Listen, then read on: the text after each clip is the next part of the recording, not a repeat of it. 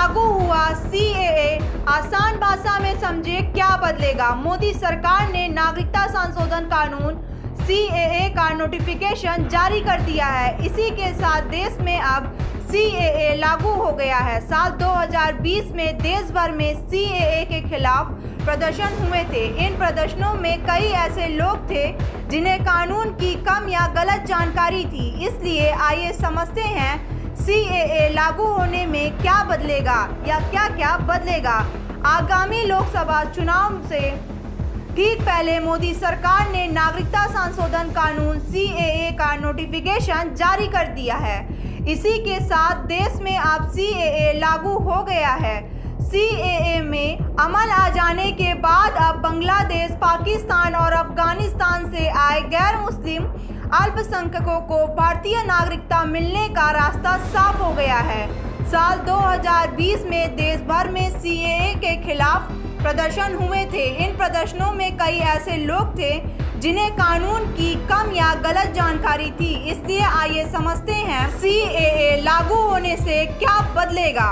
तकनीकी तौर पर सिटीजनशिप अमेंडमेंट एक्ट यानी सीएए से सिटीजनशिप एक्ट ऑफ 1955 में संशोधन किया गया है। इससे होगा ये कि पाकिस्तान, बांग्लादेश और अफगानिस्तान से आए उन लोगों को नागरिकता मिल जाएगी जो दिसंबर 31, 2024 से पहले किसी न किसी तरह से प्रताड़ना से तंग होकर भारत आए थे। इससे इन मुस्लिम देशों के अल्पसंख्यक समुदाय को फायदा होगा, जिसमें हिंदू, सिख, बौद्ध, जैन, पारसी और ईसाई भी शामिल हैं।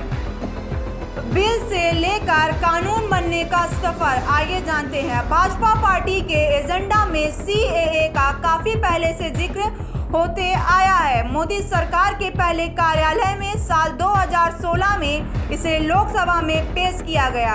यहां से पास होने के बाद इसे राज्यसभा में भेजा गया, लेकिन वहां से इसे बहुमत से पास नहीं कराया जा सका। अटकने के बाद इसे संसदीय समिति के पास भेजा गया।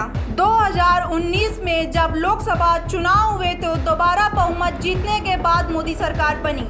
सरकार बनने से इसे दोबारा लोकसभा में पास किया गया। 2 दिन बाद 9 दिसंबर 2019 में जब लोकसभा चुनाव हुए तो दोबारा बहुमत जीतने के बाद मोदी सरकार फिर बनी।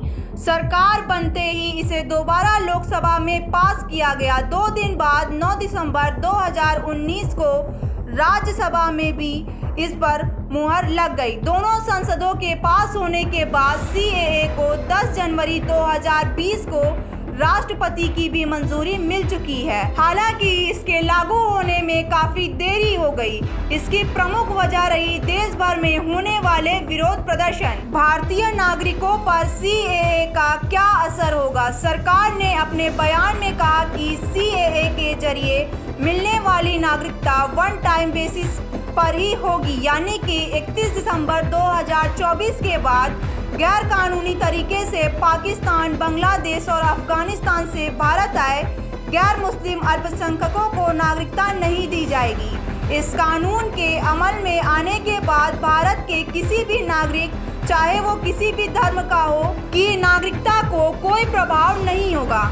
आइए जानते हैं सीएए की जरूरत क्यों पड़ी। भारत के पूर्व विदेश सचिव कंवल सिब्बल ने बताया कि सीएए की आवश्यकता इसलिए थी क्योंकि सिख धर्म, बौद्ध धर्म, जैन और ईसाई अल्पसंख्यक जो दशकों से भारत में आए और देश में बस गए, वो पूरे संशोधित नागरिकता कानून के तहत भारतीय नागरिकता हासिल नहीं कर सकते थे।